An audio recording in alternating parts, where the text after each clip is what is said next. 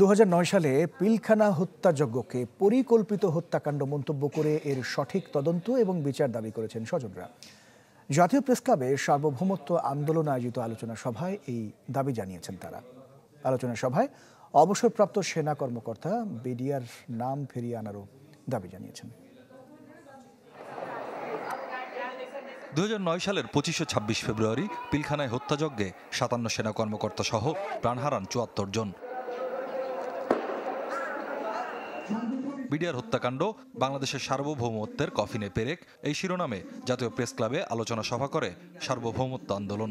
সেখানে বক্তারা বলেন, এটি কোনো বিদ্রোহ নয়, পরিকল্পিত হত্যাকাণ্ড ছিল। আমাদের স্বাধীনতার সার্বভৌমত্ব রক্ষার স্বার্থে এবং এর শত্রুদেরকে চিহ্নিত করা এবং বিচারের আওতায় আনা খুবই জরুরি। সবার সঠিক তদন্তটা হোক, তারা জানতে পারুক, আমাদের পরবর্তী প্রজন্মরা জানতে পারুক এর সঠিক ইতিহাসটা কি। এইখানে আমরা নতুন কমিশন পেয়েছি। এই কমিশনে আমরা আমাদের আশা রাখি সকল জিনিস পরিষ্কার হবে। অনেকের মতে এদেশে শক্তিশালী সশস্ত্র বাহিনী গড়ে উঠুক, সেটি ভারত কখনোই চায়নি। হত্যাকাণ্ডের সঠিক তদন্ত ও বিচারের দাবি ওঠে আলোচনা সভায়। রাজনীতিবিদদের দিয়েই ভারত নিশ্চিত করে যে তোমরা ক্ষমতায় আসো, তোমরাও শান্তিতে থাকবা, আমরাও শান্তিতে থাকবো। একটা কুচক্রান্তের মাধ্যমে তারা কিন্তু দুইটা বাহিনীকে আমাদের একই সাথে ঘায়েল করেছে। বিডিআর নামটা আনতে হবে ফেরত, এটা আমরা বলবেন ভালো করে, বিডিআর নামটা আবার আসতে হবে। বিডিআর নামটা না বলে যেখানে ভালো লাগে না।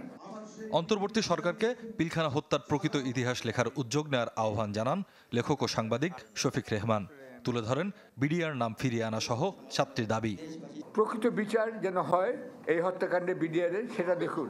ন্যায় এবং আইনসঙ্গতভাবে এবং আন্তর্জাতিক মানদণ্ডে যেন বিচার হয় সেটা করুন। ক্ষতিগ্রস্ত পরিবারের ক্ষতিপূরণের ব্যবস্থা করুন। বিডিআর হত্যাকাণ্ডের ইতিহাস পাঠ্যপুস্তকে অন্তর্ভুক্ত করার দাবিও জানান তিনি। সব ছেলে মেয়েদের আরো সামরিক ট্রেনিং দিন এখানে, এরা সাহায্য। স্বপ্নিল শাহরিয়ার শিশির, চ্যানেল 24, ঢাকা।